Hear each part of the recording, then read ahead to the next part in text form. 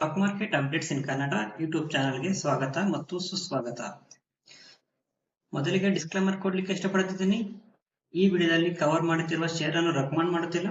Further study ಮಾಡಿ decision ತಗೋಬಹುದು. ಈ ವಿಡಿಯೋ ಕೇವಲ ಎಜುಕೇಶನಲ್ ಪರ್ಪಸ್ಗಾಗಿ ಮಾತ್ರ. ಇವತ್ತಿನ ಈ ವಿಡಿಯೋದಲ್ಲಿ ಟಾಟಾ ಪವರ್ ತನ್ನ Q3 ರಿಸಲ್ಟ್ಸ್ ಅನ್ನು ಅನೌನ್ಸ್ ಮಾಡಿದೆ. ಯಾವ ರೀತಿ ಇದೆ ಅಂತ ಈಗ ತಿಳಿದುಕೊಳ್ಳೋಣ ಬನ್ನಿ. ಕಂಪನಿಯ ಕ್ವಾರ್ಟರ್ಲಿ ರಿಸಲ್ಟ್ಸ್ ಈ ರೀತಿ ಇದೆ. ಮೊದಲಿಗೆ ಟೋಟಲ್ ಇನ್ಕಮ್ ನೋಡೋದಾದ್ರೆ ಲಾಸ್ಟ್ ಇಯರ್ 15,294 ಕೋಟಿ ಇನ್ಕಮ್ ಮಾಡಿತ್ತು. ಲಾಸ್ಟ್ ಕ್ವಾರ್ಟರ್ ನಲ್ಲಿ 16,211 ಕೋಟಿ ಮಾಡಿತ್ತು. ಈ ಕ್ವಾರ್ಟರ್ ನಲ್ಲಿ ಕಂಪನಿ 16,793 ಕೋಟಿ ಇನ್ಕಮ್ ಅನ್ನು ಮಾಡಿದೆ. ನಂತರ ಎಕ್ಸ್ಪೆನ್ಸ್ ನೋಡೋದಾದ್ರೆ ಕಂಪನಿ ಲಾಸ್ಟ್ ಇಯರ್ 14,254 ಕೋಟಿ ಎಕ್ಸ್ಪೆನ್ಸ್ ಮಾಡಿತ್ತು. ಲಾಸ್ಟ್ ಕ್ವಾರ್ಟರ್ ನಲ್ಲಿ 14,082 ಕೋಟಿ ಎಕ್ಸ್ಪೆನ್ಸ್ ಮಾಡಿತ್ತು. ಈ ಕ್ವಾರ್ಟರ್ ನಲ್ಲಿ ಕಂಪನಿ 14,249 ಕೋಟಿ ಎಕ್ಸ್ಪೆನ್ಸ್ ಅನ್ನು ಮಾಡಿದೆ.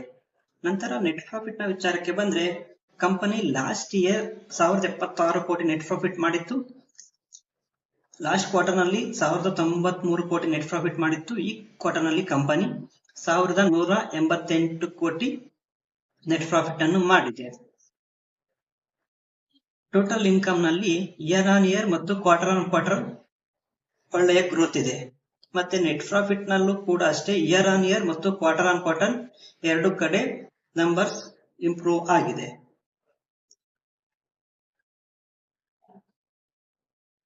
ಕಂಪನಿಯ ಮಿನಿ ಫಂಡಮೆಂಟಲ್ಸ್ ಯಾವ ರೀತಿ ಇದೆ ಅಂತ ತಿಳಿದುಕೊಳ್ಳೋಣ ಬನ್ನಿ. ಮಾರ್ಕೆಟ್ ಕ್ಯಾಪ್ 1.16 ಲಕ್ಷ ಕೋಟಿ ಮಾರ್ಕೆಟ್ ಕ್ಯಾಪ್ ಅನ್ನು ಹೊಂದಿದೆ. 52 ವೀಕ್ ಹೈ ಪ್ರೈಸ್ ನೋಡಿದ್ರೆ 495 ಇದೆ. 52 ವೀಕ್ ಲೋ ಪ್ರೈಸ್ 338 ಇದೆ. PE ರೇಷಿಯೋ ಸದ್ಯಕ್ಕೆ 30.93 ಅಲ್ಲಿ ಟ್ರೇಡ್ ಆಗ್ತಾ ಇದೆ. 1 ಇಯರ್ ರಿಟರ್ನ್ಸ್ ನೋಡೋದಾದ್ರೆ ಒಂದು ವರ್ಷದಲ್ಲಿ ಕಂಪನಿ -8.16 ನೆಗೆಟಿವ್ ರಿಟರ್ನ್ಸ್ ಕೊಟ್ಟಿದೆ. ಆದರೆ 5 ವರ್ಷದ ರಿಟರ್ನ್ಸ್ ನೋಡಿದ್ರೆ 523% ಭರ್ಜರಿ ರಿಟರ್ನ್ಸ್ ಕೊಟ್ಟಿದೆ ಅಂತಾನೆ ಹೇಳ್ಬಹುದು. ನಂತರ ಕಂಪನಿಯ ನಂಬರ್ಸ್ ಎಸ್ಟಿಮೇಟ್ಸ್ ಅನ್ನು ಬೀಟ್ ಮಾಡಿದೆಯೋ ಅಂತ ಈಗ ತಿಳಿದುಕೊಳ್ಳೋಣ ಬನ್ನಿ. ಈ ಆರ್ಟಿಕಲ್ ಹೆಡ್ಲೈನ್ ನೋಡಬಹುದು. Tata Power Q3 results profit rises 8% beats estimates. ಅಂದರೆ ಕಂಪನಿಯ ನಂಬರ್ಸ್ ಎಸ್ಟಿಮೇಟ್ಸ್ ಅನ್ನು ಕೂಡ ಬೀಟ್ ಮಾಡಿದೆ. ನೆಟ್ ಪ್ರಾಫಿಟ್ ಎಸ್ಟಿಮೇಟ್ ಇದ್ದು 971 ಕ್ರೋರ್ಸ್, ಆದರೆ ಕಂಪನಿ 1,031 ಕೋಟಿ ನೆಟ್ ಪ್ರಾಫಿಟ್ ಅನ್ನು ಮಾಡಿದೆ ಈ ಕ್ವಾರ್ಟರ್ ನಲ್ಲಿ.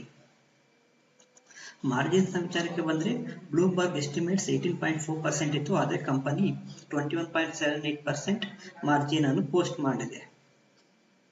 ಒಟ್ಟಾರೆಯಾಗಿ ಕಂಪನಿಯ ನಂಬರ್ಸ್ ಒಳ್ಳೆಯ ನಂಬರ್ಸ್ ಅನ್ನೇ ಕಂಪನಿ ಪ್ರೆಸೆಂಟ್ ಮಾಡಿದೆ. ನೋಡೋಣ ನಾಳೆ ಈ ರಿಸಲ್ಟ್ಸ್ ಗೆ ನಾಳೆ ನಮ್ಮ ಸ್ಟಾಕ್ ಮಾರ್ಕೆಟ್ ಯಾವ ರೀತಿ ರಿಯಾಕ್ಟ್ ಆಗುತ್ತೆ ಅಂತ ನೋಡಬಹುದು. ರಿಸಲ್ಟ್ಸ್ ಮಾರ್ಕೆಟ್ ಕ್ಲೋಸ್ ಆದ ನಂತರ ಕಂಪನಿ ತನ್ನ ರಿಸಲ್ಟ್ಸ್ ಅನ್ನು ಅನೌನ್ಸ್ ಮಾಡಿದೆ. ಟೈಮಿಂಗ್ಸ್ ಇಲ್ಲಿ ನೋಡಬಹುದು. ಸುಮಾರು 4 ಗಂಟೆ ಟೈಮ್ಗೆ ಕಂಪನಿ ರಿಸಲ್ಟ್ಸ್ ಅನ್ನು ಪೋಸ್ಟ್ ಮಾಡಿದೆ. ಈ ರಿಸಲ್ಟ್ಸ್ ಗೆ ನಮ್ಮ ಮಾರ್ಕೆಟ್ ಯಾವ ರೀತಿ ರಿಯಾಕ್ಟ್ ಮಾಡುತ್ತೆ ಅಂತ ನಾಳೆ ಕಾದು ನೋಡೋಣ.